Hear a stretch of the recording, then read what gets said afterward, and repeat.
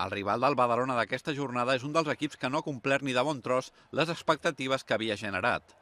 El conjunt valencià del Gandia estava cridat a lluitar per la part alta de la classificació i finalment s'ha trobat una temporada plena de problemes, amb canvi d'entrenador inclòs. Actualment ocupa zona de promoció de descens i els seus números a casa no han estat gens bons, ja que ha cedit 3 empats i 4 derrotes en 11 partits. Todos los partidos son muy complicados, sobre todo un equipo yo creo que muy aguerrido, un equipo que yo creo que se reforzó bien para esta temporada, pero como decías, pues bueno, los resultados no les están llegando, pero creo que va a ser un partido muy difícil, un campo muy complicado, un campo muy, quizá por las características del terreno de juego también va a ser muy difícil, sobre todo para realizar un buen juego, y pienso que va a ser un partido de mucho juego directo y quizá el que primero meta se llevará el partido.